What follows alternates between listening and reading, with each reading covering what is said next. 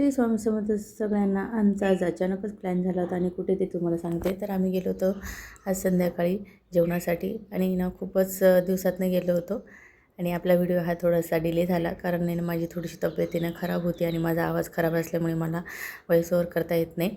आणि बघा मस्तपैकी गेले इतकी भूक लागली होती, सगळेजण खायवर पण काय म्हणतात ना, भूक लागल्यावर काय जे आलं ते खात बसतो, तसं आम्ही पहिल्यांदा सूप ऑर्डर केलं होतं आणि मग सूप मस्तपैकी पिऊन झालं होतं. आणि या दोघांना काय आवडत नाही, त्यांनी मसाला पापड खाल्ला आणि मस्तपैकी पनीरची भाजी मागवली होती, ती मस्तपैकी खाल्ली.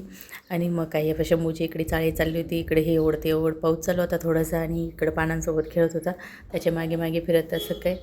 मग काय त्याचं तर खेळणं चाललं होतं आणि मग काय त्याच्या मागे मागे मागे मागे फिरायचं आणि त्याची गंमत बघायची काय करतो. आणि तो एवढ्यामध्ये खूपच कमाल बोलायला लागला आणि खूप गोड बोलतो, त्याच्यामुळे मला तर खूपच आवडतो. मग काय दीदी पण गेली होती त्याच्या मागे काय करतो बघायला. आणि यांच्या दोघांचं खूप मस्ती चालते आणि भांडणंही होतात. लहान मुलांचं कसे 2 मिनटात गोड होतात, 2 मिनटात हे होतं. मग नंतर मी गेली त्याच्या मागे आणि मग बसले त्याच्यात जाऊन गप्पा मारत होती आणि सोप वगैरे खात होती मस्तपैकी असं. नंतर दीदी पण आली. मग दीदीसोबत थोडा वेळ खेळला, असं काही थोडंसं बाहेर गेला का थोडा खेळतो पण तो. आणि घरामध्ये मुलं कंटाळतात, मग काय थोडंसं निदान आठवड्यातून एकदा तरी गेलं पाहिजे. हे बघा हा पोरगा एवढा मोठा वेपरचा पुडा त्याला कोणी घेऊन दिलेला आहे माहीत नाही आणि तो वेपरचा पुडा पूर्ण खाल्लेला होता त्याने. लहान मुलांना एवढे वेपर्स द्यायला नको. तुम्हाला काय वाटतं? आणि नक्की कमेंट करा आणि सबस्क्राईब करा.